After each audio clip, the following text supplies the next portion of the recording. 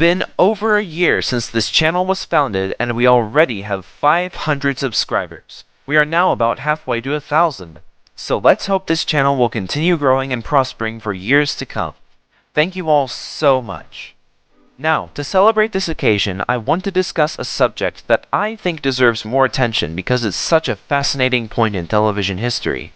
You see, Noggin today is known for Moose and Z, recycled Nick Jr. shows, and an app that costs $5.99 per month.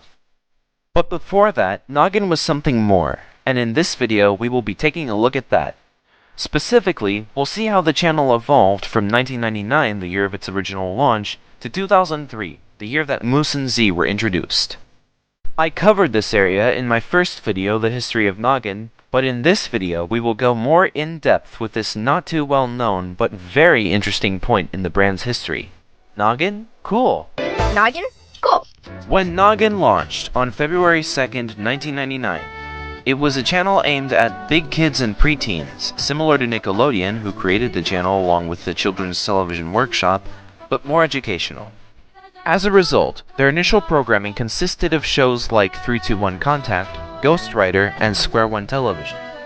It also featured programming for preschoolers from Nick Jr., such as Blue's Clues, Allegra's Window, Eureka's Castle, Franklin, and Gullah Gullah Island. In addition, Noggin aired classic shows such as The Electric Company and Classic Sesame Street aired as Sesame Street Unpaved on Noggin. Other shows aired included Crow, Doug, and 123 Sesame Street, which was a repackaging of various Sesame Street episodes from seasons 25, 30, and 31. There were also many interstitials, such as Deja Noggin, where memorable clips of episodes of The Electric Company and Sesame Street Unpaved were played, The Girl with Her Head Coming Off, which followed the adventures of a young girl and her friends, Head Buzzers, where word puzzles were given for viewers to solve, My Lucky Family, in which kids showed the daily lives of their families, Noggin's Choice, where Noggin users would vote for a classic clip to be aired and the one with the most votes would be aired, Noggin Gold, in which songs from classic episodes would be aired, Nogginoid, in which facts about Sesame Street and other miscellaneous facts would be given, Out of Your Mind, in which drawings and paintings sent into Noggin would be shown, Think Loudly, in which children would give their thoughts on certain issues, and What's in Heidi's Head, in which... well, you'll just have to see it for yourself. Bugs.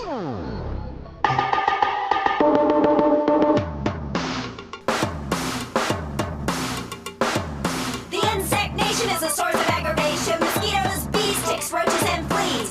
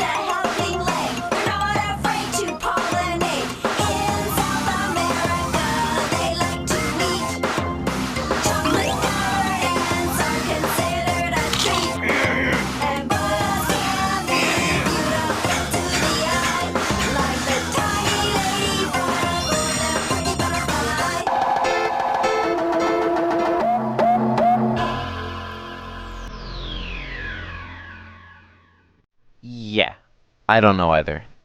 Anyway, Noggin also launched with a website. Here you could vote for certain topics as mentioned earlier, but you could also play games, make comics, interact with Fred, Noggin's mascot, and interact with Skangle and Skangle, two other Noggin original characters. Also, there was the Noggimation station, where you could make your own basic animations and post them on Noggin.com. Speaking of Fred, on July 6th, 1999, he got his own show, Fred on Your Head, where Fred would introduce various Noggin shows and do some... weird stuff. We marry Mary! This is Mary's very own personal theme song. On the Fred on Your Head show. That's right, what a PH! Now that your noggin's turned to noggin, let's get noggin along. On the Fred on Your Head show. That show with a message. With Mary as your host, we show your favorite shows And hear about what you know. and play pickles to Pluto. And check out what's online. Hey, that last line didn't rhyme. But we mentioned online. It's Noggin.com. So we get a lot of stuff for you to put on the show. Hello? So let's end this song before it gets too long. Too late. Mary! Is our host with the most, as you know. And now, without further ado, coming to you directly from Mary's forehead. It's the Fred with a PH. on your head show. Yeah. Anyway, this was Noggin's first original show, and it wouldn't be the last. In 2000, Noggin received another original series, Ubi. Noggin also saw the release of another original series, A Walk in Your Shoes, where two kids from two different lifestyles swap places for a day. It's an interesting concept, and it's pretty good from what I've seen. Other shows Noggin received in 2000 include The Busy World of Richard Scarry and Bill Nye the Science Guy. One thing you've probably gathered is that Noggin so far has been weird. And I mean really weird. But this is about to change, as around the time that Bill Nye the Science Guy started airing on Noggin, the channel received a major facelift, ditching the psychedelic, wacky 90s styling for a cleaner look that embraced the early 2000s cyber age style that was popular at the time. This isn't to say that Noggin stopped being wacky, quite the contrary, but the wackiness was definitely toned down a little. With this new look came Live at Noggin.com, where art and Noggimations would be showcased for viewers to see on the air. Changes were also made to the Noggin website, including Radio Noggin, where Noggin users could make short music tracks and post them on Noggin.com. These tracks would also be featured on Live at Noggin.com. After the facelift, some of the original bumpers like the Noggin Countdown and some of the original interstitials like Noggin Gold would eventually be phased out. Also in 2000, Noggin on Nick was launched. This was a programming block on Nickelodeon where Nickelodeon viewers were given a taste of what Noggin had to offer, including the shows and Noggimations. In 2001, Noggin introduced the Hubbub, a programming block that focused more on the Noggin website, where users could submit commentary during the show and it would appear on screen. Some of the shows aired on the Hub included Ghostwriter, A Walk in Your Shoes, Bill Nye the Science Guy, and Big Kids, the latter of which was introduced to Noggin in January of 2001. In September of that year, Noggin launched a fall-themed campaign where it introduced some changes. The URL with Fred show, a spin-off of Fred on Your Head, was launched. In this show, Fred would display polls, Noggimations, music tracks, high scores on various Noggin.com games, birthdays of users, and outfits designed on the URL with Fred show studio in Noggin.com. Another notable show introduced was Sponk, where two teams would compete in an improv comedy contest. If you want to learn more about that, I suggest you watch my video about Sponk. Link is in the video description. Other changes included freeform poems where Noggin users could express their feelings in poetry, and stories about history on the Noggin website. In December of 2001, the Hubbub was discontinued. Also in 2001, the Jim Henson Company sold its share of Noggin and its rights to the Sesame Street Muppets to Sesame Workshop, leaving Ubi as the only show for preschoolers on Noggin. This would eventually become quite a problem. So, in March 2002, Noggin manager Tom Aschheim announced that Noggin would be divided into two blocks, one for younger children and one for older children and preteens. And so, on April 1st, 2002, everything changed. Now, Noggin was no longer a channel for older kids and preteens, it was a channel for preschoolers, similar to Nick Jr. but with its own Noggin flavor, including the addition of Play With Me Sesame and 123 Sesame Street. Noggin's former audience now had The N, which had many of the old Noggin shows and kinda filled the void that Noggin left behind. However, The N was actually aimed more at teenagers than preteens, and some of the programming included explicit topics like reproduction. But The N is another story for another video. Back to Noggin. Noggin now looked a lot different. It had styling that was clearly influenced by the old Noggin, but with a kind of arts and craftsy aesthetic. Also, Fred was replaced by Feetface, who was definitely the strangest of Noggin's mascots. Seeing, smelling, hearing, telling something new. New to think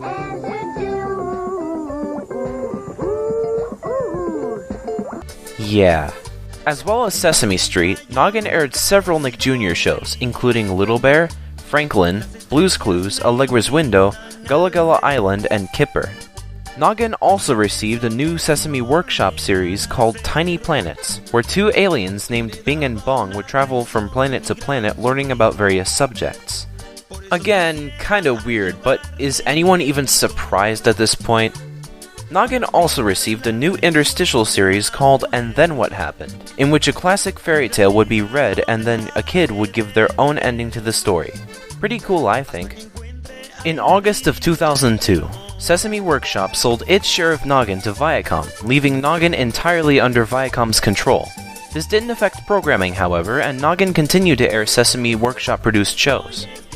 After all this happened, the creative executives and directors at Noggin decided that now would be a good time to redesign Noggin. So, they toured various schools in New York, and then Amy Friedman, Senior Vice President of Development, decided to model this new style after the preschools they saw. The result of this decision came to be on April 6, 2003, when Noggin was given another facelift. Now, the arts and craftsy styling was increased, giving a really cool and unique aesthetic that really set Noggin apart from its competitors. Also, Feet Face was replaced by two new mascots, Moose and Z, and the rest is history. I'm sure I'm not the only one that wishes that Noggin would have kept doing what it had been doing since 1999.